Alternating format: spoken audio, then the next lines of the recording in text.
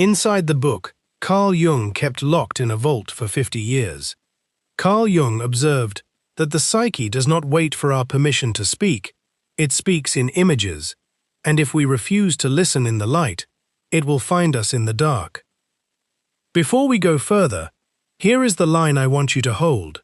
Nietzsche wrote, "One must still have chaos in oneself to be able to give birth to a dancing star," that is from Thus Spoke Zarathustra, the prologue, and Jung read those words as a young man and never fully put them down, because he understood something most of us resist with our whole body, that the dancing star does not arrive instead of the chaos, it arrives through it. And if you have spent years trying to tidy yourself into calm before you dare create anything, or heal anything, or become anything, Jung would stop you right there and say, "Do you see it? You are waiting for the chaos to clear before you will let yourself live, when the chaos was always the material, not the obstacle." This is the whole secret of the book they kept behind bank vault doors for 50 years.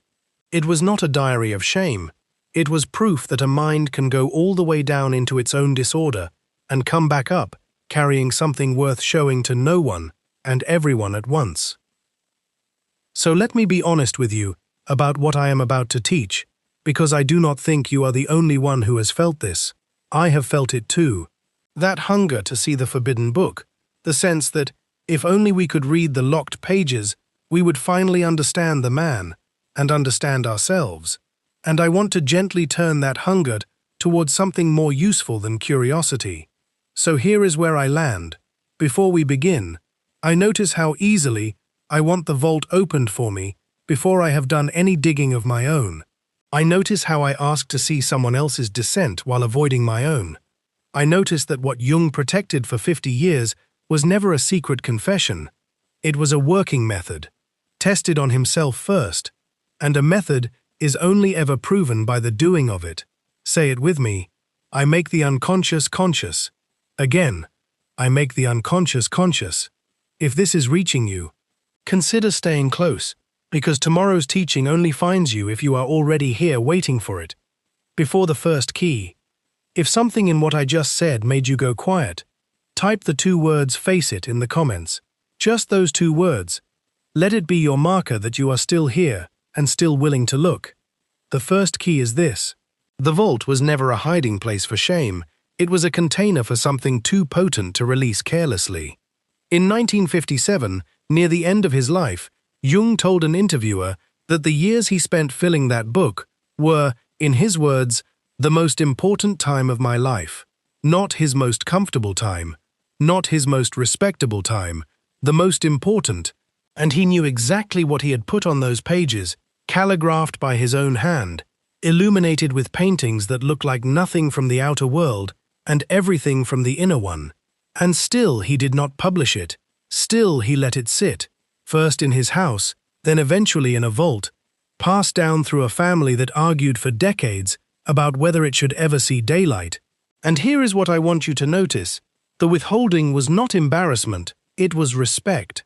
Jung understood that an experience this raw, if handed to the public too soon, would be swallowed by exactly the kind of literal-minded misreading that turns a dissent into a diagnosis, or worse, into entertainment.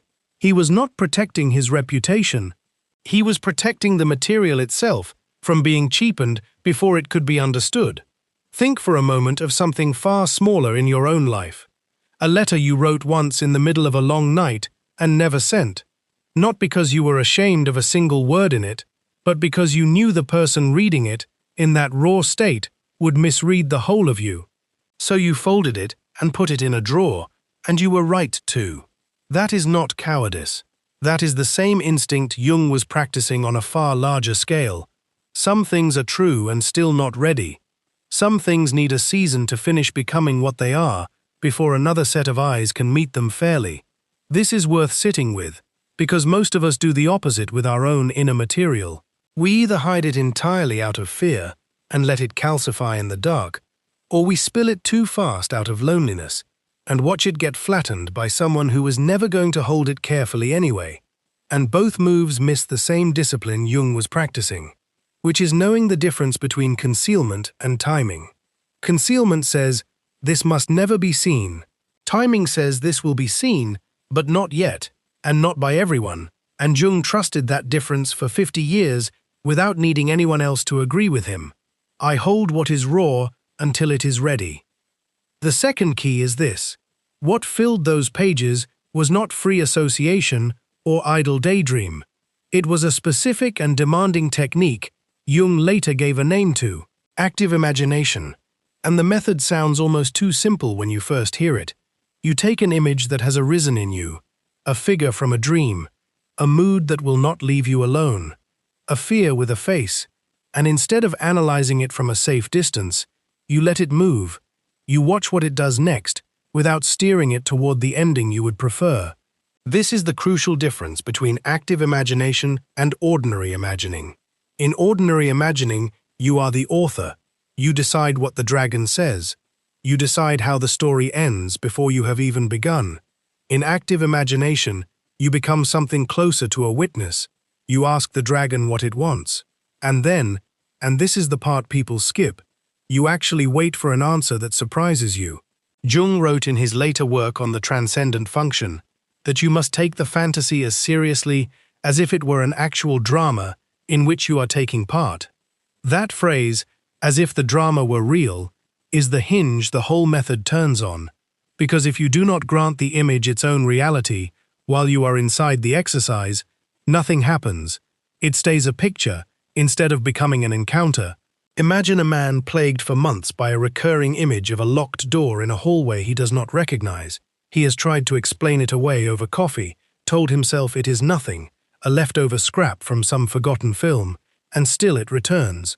So one evening, he does something different. He sits in a quiet room, he closes his eyes, and instead of turning the door into a puzzle to be solved from outside, he lets himself approach it in imagination. He asks it plainly what it is guarding, and he waits, not for a clever answer he could have written himself, but for whatever rises unbidden.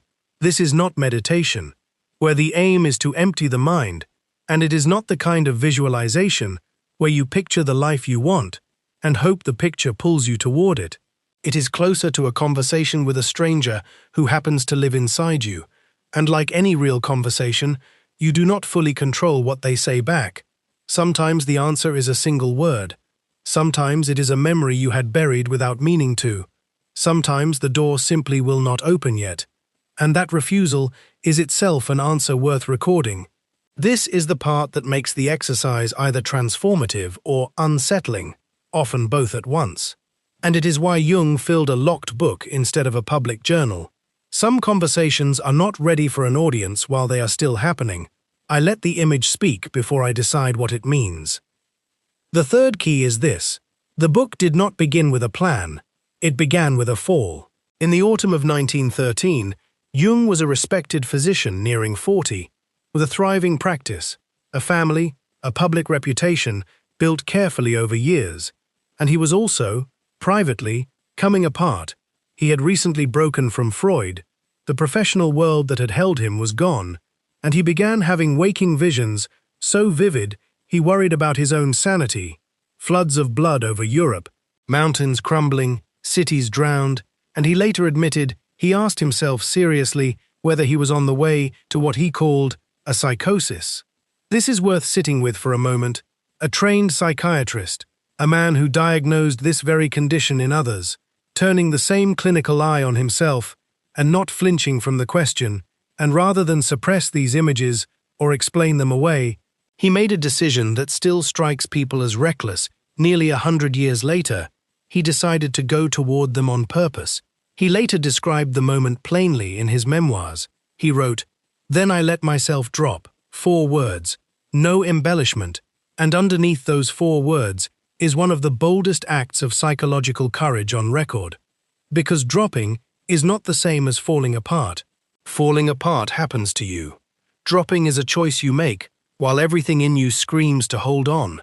Consider what an ordinary day looked like for him during those years. In the morning he saw patients, listened to their dreams, took notes on their complexes, was, in every outward sense, the calm and steady doctor they needed him to be. In the afternoon, he walked, he played with his children, he sat at the family table, And only in the evening, alone at his desk, did he open the door to what was rising in him. This was not a man swept away at every hour by visions he could not control. This was a man who built a very specific room, at a very specific hour, and refused to let the descent bleed into the rest of his life until he was ready to meet it. He sat down, and instead of resisting the images, he let them come. And what came was not comfort, it was descent, figures out of myth, a landscape that felt older than his own biography, terrors he did not choose and could not have invented on demand. And here is the detail that matters most for you tonight. He kept working. He kept seeing patients. He kept being a father. The descent happened in controlled sessions, at his desk, with a notebook. Not in the middle of his ordinary responsibilities. Imagine for a moment a version of this same man who had instead let the visions take him whenever they pleased, interrupting his consulting hours, frightening his children, dissolving the structure that held his life together. That man would not have written a book that survived 50 years in a vault. He would simply have been lost. The difference between those two men was never the intensity of what visited them, it was the discipline of when and where they agreed to meet it. This is not a story about a man who lost his footing. It is a story about a man who kept one foot on solid ground, precisely so the other foot could step into the dark. And if you have ever felt something rising in you that frightened you, a grief, an image, a memory that will not resolve, this story is not a permission slip to let it take over your whole life. It is a demonstration that there can be a room and an hour where you meet it on purpose, instead of being ambushed by it later, at 3 in the morning. I choose the hour and the room, instead of waiting to be ambushed. The fourth key is this. The descent produced company, not just terror. And the most important figure who appeared to Jung during those years was an old man with the wings of a kingfisher, whom Jung came to call Philemon. And what makes this figure so important is not that he was comforting, he was often strange and difficult. What makes him important is what he taught Jung about the nature of the images themselves. Jung recalled that Philemon represented a superior insight that did not come from Jung's own conscious will. The figure said things Jung himself would not have thought to say, and this unsettled him at first, because it suggested the psyche could produce a thought that was not, strictly speaking, his own. And here is the detail that turned this from a private oddity into something closer to evidence. Not long after these visions began, Jung found a dead kingfisher on the shore near his house, a bird rarely seen in that region, lying there as if it had simply been placed. He did not build a whole philosophy on that one coincidence, but he noted it, carefully, the way a scientist notes an anomaly he cannot yet explain, and he let the image of Philemon continue to visit him for years, treating the figure not as a fantasy to indulge, but as something closer to an inner teacher, whose authority had to be tested rather than assumed. And I want you to sit with what that testing actually looked like in practice, because it was not passive. Jung did not simply accept whatever Philemon offered as wisdom because it arrived wearing the costume of a wise old man. He questioned the figure the way you might question a stranger who claims expertise he cannot yet prove. He asked what stood behind the words, whether they held up under the pressure of his waking judgment, whether they asked something reasonable of him or something merely flattering. This matters because so many people, when a figure or a feeling or a conviction arrives from within, wearing an air of authority, simply bow to it. Imagine a man who begins to hear, in his quiet moments, a confident inner voice insisting he is destined for something greater than the life he is living. And instead of testing that voice, he lets it govern him. He grows contemptuous of his ordinary days, his ordinary work, his ordinary people, because the voice has told him he is above them.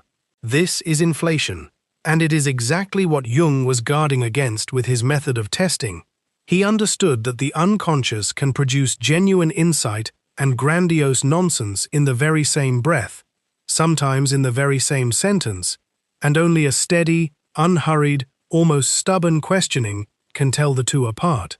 So when Philemon spoke, Jung listened, but he also pushed back. He weighed the figure's claims against ordinary decency, against the demands of his family, his patients, his daylight obligations, treating even a superior inner voice as something that must earn its authority rather than inherit it simply by being vivid or strange or old.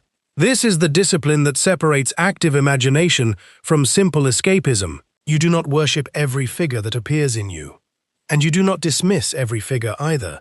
You engage, you question, you hold the image accountable, the way you would hold a stranger accountable, before trusting them with something important. I meet the figures within me as teachers to be tested, not masters to obey. If this teaching is reaching you, consider subscribing so the next key finds you too. There is no rush in this work, only the quiet choice to keep meeting it together. The fifth key is the deepest one, and it asks more of you than the others, because it is where the method itself lives. And it comes in 3 parts, so let us take them one at a time. First, consider engagement.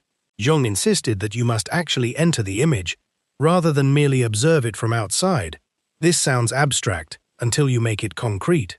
Imagine a woman who keeps dreaming of an empty room with a single chair in it. If she only interprets the dream from her armchair the next morning, deciding the chair means loneliness and moving on, she has learned a fact about herself.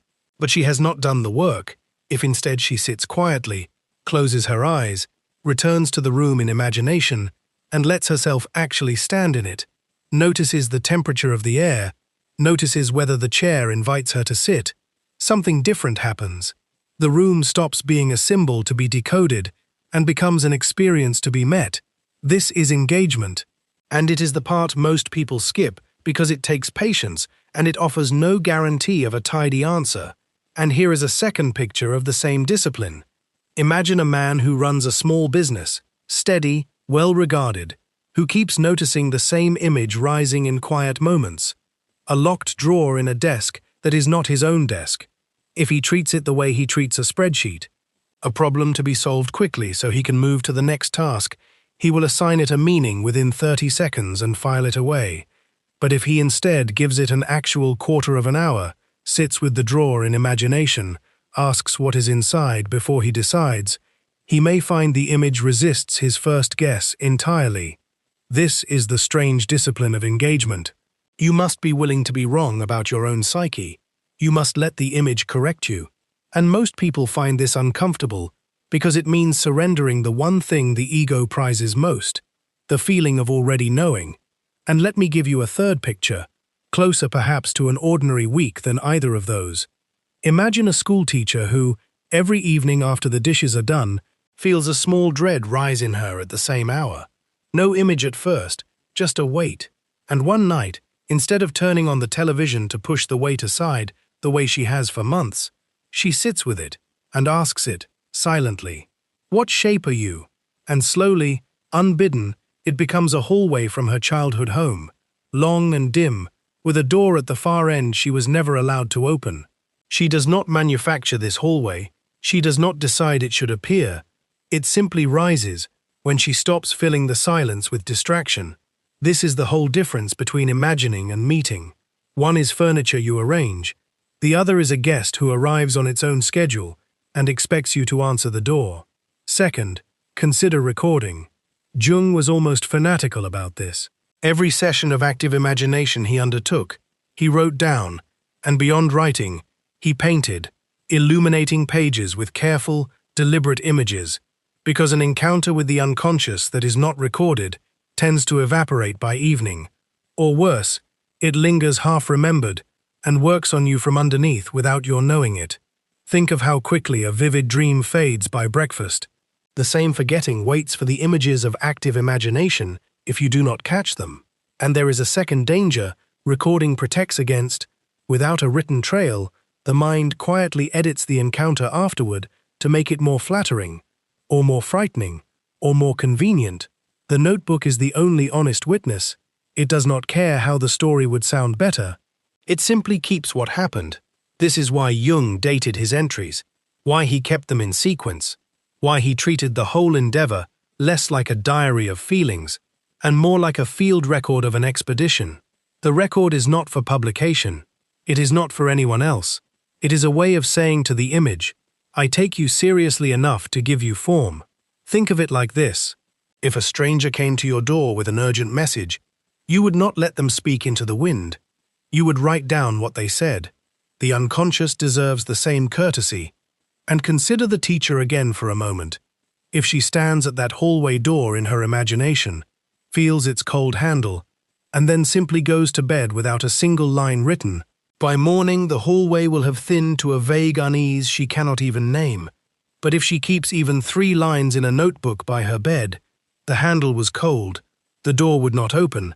I felt afraid, and also strangely relieved.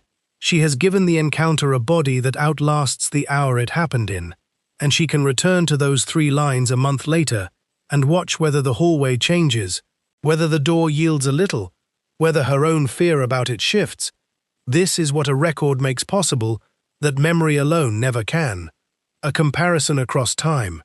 And third, consider the ethical stand. This is the part Jung's students, especially the analyst Marie-Louise von Franz, warned about most seriously. She said plainly that active imagination can be dangerous, and she meant it, not as a dramatic flourish, but as a professional caution.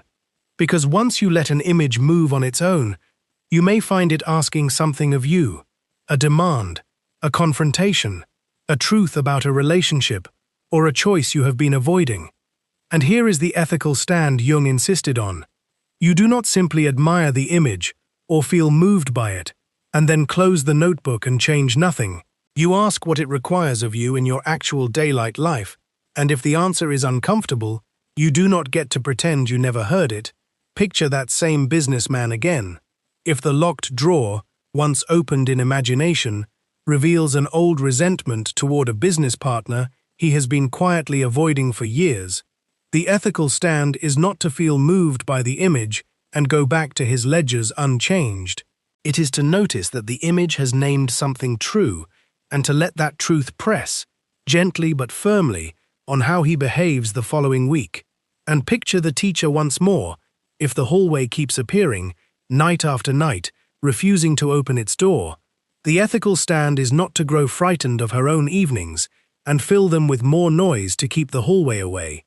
It is to ask honestly what door in her waking life she has also refused to open, a conversation she has postponed, a decision about her work she keeps setting down unfinished. The image is rarely only about itself. It is usually a picture wearing the clothes of a decision you have been avoiding in ordinary daylight. This is why the practice is never meant to be attempted casually, or as entertainment, or as a substitute for steady footing in your ordinary responsibilities. Jung always assumed a person doing this work still had a job to go to, still had people who depended on them, still had a floor under their feet. The descent is only safe when the rest of the house is standing. So pause for a moment now, and pick one real image that has visited you lately, uninvited, a face in a dream, a recurring worry that has a shape, a hallway of your own, and simply notice it. Do not solve it tonight. Just notice that it has been asking for a room and an hour, and you have not yet given it one. Engagement without recording fades. Recording without an ethical stand stays merely aesthetic, and it is only when all 3 are held together that the exercise becomes what Jung meant it to be, not a performance for the unconscious, but a genuine meeting between 2 parties who both have something at stake. I give my inner images a room, a record, and a demand upon my waking life. The 6th key is this, and it is the gentlest one. The book stayed locked, not because Jung was ashamed of his descent, but because he understood something tender about the difference between his experiment and yours. He went first, into territory that had no map, carrying nothing but his own steadiness and a willingness to record what he found. And what he brought back was never meant to be a script for you to copy line for line. It was meant to be evidence, proof that the descent can be survived, that chaos, held carefully, really can give birth to something worth calling a dancing star. And think for a moment about what it actually costs a family to keep a door closed for 50 years. His children and grandchildren argued for decades about whether the world had earned the right to see those pages, not because the pages were shameful, but because they knew how easily a raw thing becomes a curiosity, how quickly a private dissent gets flattened into a headline. Imagine a woman who keeps a box of letters from the hardest year of her life. She does not hide the box because she regrets the year. She hides it because she knows most visitors would only want to gawk at the wound, not sit with what it taught her, that is closer to what the family was protecting, not a secret, but a seriousness. When the book was finally published in 2009, decades after Jung's death, it was received exactly the way he must have feared and hoped in equal measure. Some people read it as a monument, propping it up as proof of genius. Others read it as a warning, a cautionary tale about a mind that wandered too far. And the truth sits quietly between those two reactions. Refusing both, it is neither a monument nor a warning. It is a record of one man's honest attempt to meet what could not be avoided. At his own desk, in his own hour, with his own steady floor beneath him. And the invitation it leaves you with is not to reenact his visions, is not to go looking for kingfishers or falling into trance. It is simply to trust that your own psyche, given a room and an hour and a notebook, might have something waiting for you too, not a monster to be feared, not a treasure to be seized on command, simply an image, patient, ordinary, asking only to be met on its own terms. The vault was never the point, the meeting was the point. And you do not need his vault to have your meeting. I do not need his vault. I only need my own room and my own hour. Here is the whole picture. The vault protected timing, not shame. The method inside it was active imagination, letting an image move on its own instead of steering it. The descent that began it all was a chosen drop, not an accidental fall. The figures that appeared, like Philemon, were to be tested, not obeyed. The deepest key was the discipline of three parts held together: engagement, record, and an ethical stand that reaches into daylight. And the locking of the book was, in the end, an act of care rather than concealment. And if you look closely, you will see all 6 of these were never 6 separate keys at all. They were one recognition turning in the light from different angles, that the unconscious will meet you honestly only when you meet it the same way, with patience, with a record, and with the willingness to change something in your actual life because of what you found. So before you go, say it with me one more time. I make the unconscious conscious, and again, I make the unconscious conscious. And if there is a vault in you, some room you have kept locked out of fear rather than timing, I hope tonight you at least stood outside its door a little longer than you did yesterday, because the book was never really about Jung. It was about anyone willing to sit down, alone, with an image that will not leave them be, and ask it, gently, what it came to say.